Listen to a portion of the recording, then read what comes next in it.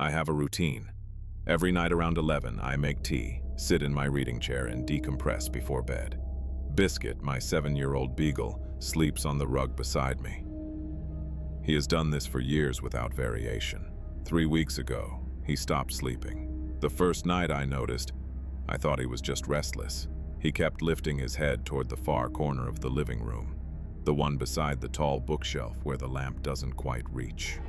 He would stare, whine low in his throat, then press himself flat against the floor, like he was trying to disappear into it. I checked the corner. Nothing. The second night, he wouldn't enter the room at all. He stood in the doorway, front paws on the threshold, shaking. I had to carry him to his bed in the bedroom. He urinated on the hallway floor before I got him there. Biscuit has not had an accident indoors since he was 4 months old. I mentioned it to my neighbor Gerald when I saw him getting his mail. Gerald is in his late 60s, quiet, former military. He asked me which corner. I told him. He went very still. He said, and I remember this exactly, that the previous tenant had talked about something standing in that corner. He said she moved out in February. He told me not to sit in that room alone at night. I laughed and said I appreciated the neighborhood folklore. He didn't laugh back. He just nodded and went inside. I should have listened. Last Thursday, I was in my chair, and Biscuit was in the bedroom, which has become normal now. The lamp flickered once, which it never does. I looked up from my book. My shadow was wrong. I was sitting still, but the shadow on the wall behind me was moving, slowly, almost like breathing. The shape of the shoulders was not quite mine. It was taller, and as I watched, it turned its head. I was not turning my head. I was frozen. The shape leaned forward and the shadow became darker, which is not how shadows work. Then Biscuit started screaming from the bedroom. Not barking, screaming. That high, broken sound dogs make when they are in genuine terror. I turned on every light in the apartment. I slept with Biscuit in the bedroom, with the overhead light burning all night. In the morning, I knocked on Gerald's door to ask him more about the previous tenant. He said she had complained that her shadow started doing things she wasn't doing. He said she moved out before it started moving toward her. He said she moved out in time. Last night, I sat in the chair again because I needed to know. The lamp flickered twice this time. The shadow had moved closer to my chair.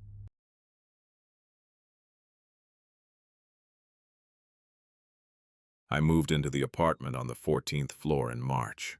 Floor-to-ceiling windows. City spread out below like a circuit board. I told my sister it was the best decision I ever made. The first week, I noticed the building across the street. Older, brick, maybe 12 stories, so its roofline sat just below my eye level. I could see the top 2 floors of their windows from my couch. Most were dark. A few had curtains, normal stuff. I started working from home around week 2. Long hours. I got used to glancing up from my laptop and zoning out on the view. It helped me think. That is when I started noticing the figure in the window directly across from mine. It was just a shape, tall, still, standing back from the glass just far enough that detail got lost. I assumed it was a person, a neighbor, someone else who worked from home and stared out windows when their brain got full. I even waved once, nothing back, a little embarrassing. I laughed it off. But here's the thing. The shape was always there when I looked up.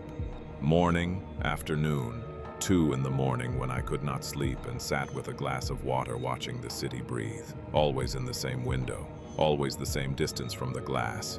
I told myself it was a coat rack, a tall lamp, the kind of mundane explanation you reach for when something makes your stomach feel wrong for no good reason. About 3 weeks in, my friend Dara came over for dinner. She stood at the window with her wine glass, doing what everyone does the first time they see the view. Then, she got quiet. She asked me if I knew the building across the street had been vacant for 8 months. Some kind of permit issue. She had read about it online before visiting, looking for parking options nearby. I looked at the window. The shape was there. I told her it was probably a leftover fixture. She nodded but moved away from the glass. After she left, I turned off every light in my apartment and stood in the dark, looking across. The shape was still there, and I realized, slowly, that the window it stood in was not reflecting my building at all. Wrong angle, wrong floor alignment. It was not a reflection. I have been sleeping with the blackout curtains closed for 11 days now. I have not looked across. I am genuinely fine with not knowing. But this morning I woke up and my curtains were open. I always close them before bed. I know I do. I did not look at the window across the street. I am writing this instead. I do not think I am alone in here.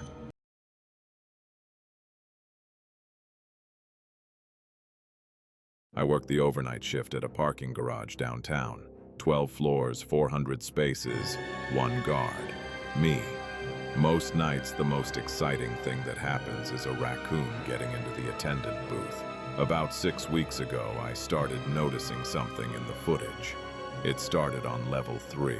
I was reviewing the tapes after a fender bender claim, scrubbing through hours of nothing, when I saw myself walk past camera 7 at 2:14 a.m.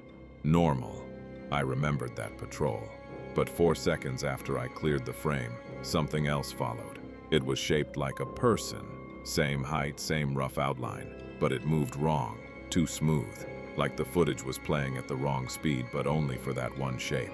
It turned its head toward the camera as it passed, and I swear the image distorted, just slightly, like heat haze off summer asphalt. I told myself it was compression artifacts. Old cameras, old software. I believed that for about 2 weeks. Then I started seeing them in real time, just at the edge of my flashlight beam. A shape stepping behind a concrete pillar, a half second after I turned. A silhouette at the far end of a row, gone before I could focus. Always 1 beat behind me, always just barely there. The thing is, a guy warned me.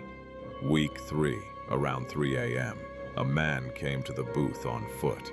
No car. He was maybe 60, wearing a coat too heavy for the season. He leaned on my window and said very quietly that the garage had a problem, that certain things liked covered places, low light, concrete, lots of angles. He said they follow heat signatures, looking for the right moment. I asked him what moment. He said the moment you stop being surprised by them. I told him I was calling the police if he did not move along. He nodded like he expected that and walked off toward the street. I watched him go on camera 7. Nothing followed him. I wish I had asked his name. Last Thursday I counted 4 of them on level 6 footage. Not 1. 4.